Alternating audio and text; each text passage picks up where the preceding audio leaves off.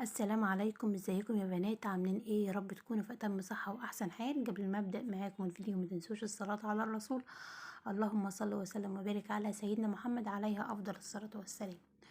الفيديو بتاع النهارده يا بنات هنغسل مع بعض المطبخ وهنجهز مع بعض كده غدا سريع. كملي بس الفيديو معايا للنهايه وان شاء الله كده هنا يعجبكم. طبعا لو اول مره اشوف القناه يا ريت تنزل تحت على كلمه اشتراك، تضغط عليها وتضغط على كلمه الكل عشان كل ما انزل فيديو يوصلك اشعار فيديوهاتي كده على طول. وطبعا ما تنسينيش من اللايك وكومنت حلو منك. بالله عليكم كتروا كده من اللايكات عشان خاطر اللايك هو اللي بيرفع الفيديو.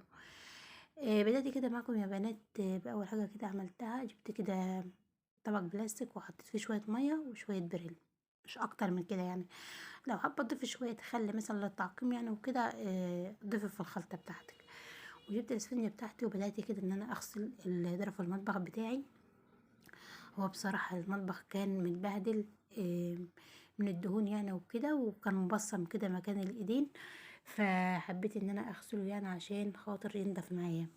طبعا لو كنت جبت فوطة مثلا مبلولة كده ومسحته على طول ما كانش هينفع، لان المطبخ كان فيه بقع فكان هيجار معايا وكان هيكون شكله مش حلو. فانا فضلت ان انا اعمل كده عشان خاطر المطبخ بتاعي يبقى بيلمع كده ويكون ايه شكله نظيف. بقيت اغسل كده بالبريل كده والاسفنجة بتاعتي. وبعدين جبت حتة قماش بقيت اشيل كده الرغاوي، الرغاوي البريل، وبقيت اشطفها كده تحت الحنفية وارجع كده ايه انشف تاني. وفي الاخر خالص جبت حتة قماش ناشفة خالص ما فيهاش ميه ولا اي حاجه، وبقيت ان انا انشف كده ايه الضرف عشان خاطر تكون شكلها حلو وبيلمع وتكون نظيفه ما فيهاش اي بريل ولا حاجه يعني، تكون مجهره على الضرف بتاعتي. طب انا ليه ما غسلتش المطبخ من جوه؟ لا، انا غاسله المطبخ بتاعي من جوه من حوالي اسبوع. كنت فضيته كله وغسلته ورصيته من اول وجديد يعني كده عشان خاطر يكون مترتب معايا ويكون شكله حلو. بس كده يعني هو ما خدش معايا وقت، بس رجعت المطبخ بتاعي بيلمع وكأنه لسه جديد يعني. خلصت المطبخ بتاعي وهنا كنت احضر معاكم الغدا السريع. جبت كده حلة على النار، حطيت فيها ميه، سبتها لحد ما غلت، ونزلت بشويه ملح وشويه زيت، ونزلت كده بكميه المكرونه اللي انا هسويها. وكمان هنا كنت جايبه كيس صلصه وحطيته كده في الحله بتاعتي، وحطيت عليه شويه ملح شويه فلفل ومكعب مرقه وشويه زيت، وسبتهم كده لحد ما غلوا كده شويه مع بعضهم واتسبكوا يعني، وخدوا التسبيكه بتاعتهم بالشكل اللي انتوا شايفينه ده. طبعا هي الصلصه لما اساسا انا كنت عامله وحاطاها في الفريزر فهي ما بتاخدش معايا وقت خالص. انا المكرونه اللي بالصلصه ولا بحط لها ولا توم ولا بصل. بحب الطريقه بتاعه الصلصه دي، بتكون خفيفه وبصراحه بتكون مش متعبه يعني في الاكل وكده.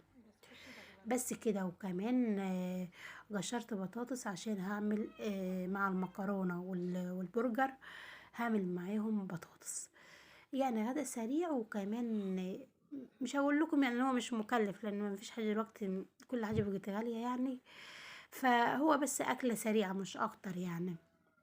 قشرت البطاطس وحطيتها وقطعتها كده وسبتها كده في الميه عشان خاطر تبقى سهله معايا إن لما اجهز الغدا يعني تكون سهله معايا في ان انا اقليها. وهنا كنت جايبه كده كيس البرجر بتاعي وبوريكم كده اسمه. هنا اسمه الهنا. انا بصراحه اول مره اشتريه يعني اول مره اشتري النوع ده. وهجليه معاكم. جبت كده هنا طاسه وحطيت فيها شويه من الزيت، يعني شويه زيت مش كتار يعني. وسبت الطاسه كده بتاعتي لحد ما سخنت وبدات ان انا اجلي البرجر معاكم. هو ما بياخدش وقت، بس بصراحه يعني هو نوعه مش حلو. لا، اول ما حطيته في الطاسه وكده حسيت ان هو كده ايه يعني سايب من بعضيه.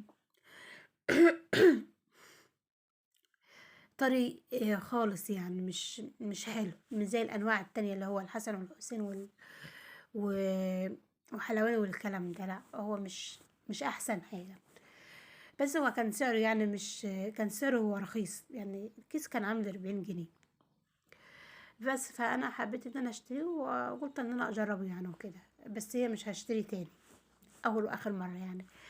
جبت كده طبعا المكرونه بعد ما استوت، صفيتها من الميه بتاعتها وشطفتها كده تحت الحنفيه تحت الميه، وكمان حطيتها في الحله وحطيت عليها كده الصلصه، وسبتها كده على النار شويه، بهديلها النار خالص واسيبها كده مع الصلصه بتتشرب، وبيكون طعمها حلو، حلو قوي يعني كده لما بتتشرب من الصلصه.